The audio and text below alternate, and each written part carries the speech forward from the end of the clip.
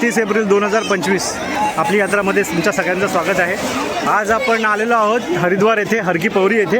आज अक्षय तृतीया आहेत। आपल्याबरोबर आपले मित्र श्रीयुत कोरे साहेब आहेत आणि चारधाम यात्रेच्या निमित्ताने आम्ही आलेलो आहोत पूर्ण टीम घेऊन। उद्या येणार आहे आपली टीम, तर एक दिवस अगोदर आपण येतो।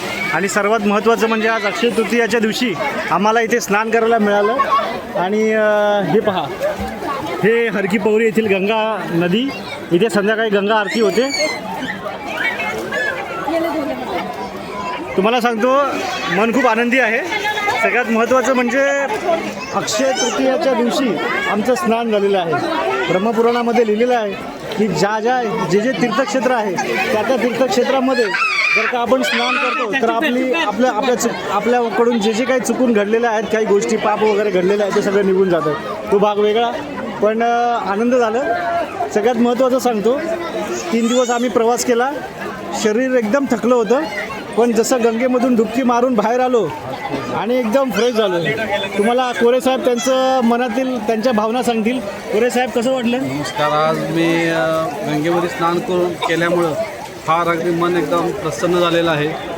आणि सरांच्याबरोबर मी दोन वर्षाचं काम करतो आहे। सरांचं नियोजन अगदी योग्य प्रमाण असते। आम्हालासुद्धा ते ट्रीटमेंट चांगले देतात की आम्ही किचनवाले आहे किंवा काय असं भेदभाव न करता सर चांगले मार्गदर्शन करतात।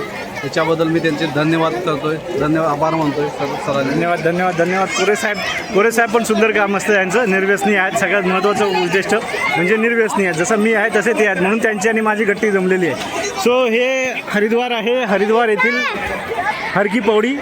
आज अक्षय तृतीयाचा दिवस, पवित्र दिवस, आणि आज या दिवशी स्नान झालेलं आहे। हर हर महादेव, हर हर महादेव, हर हर महादेव।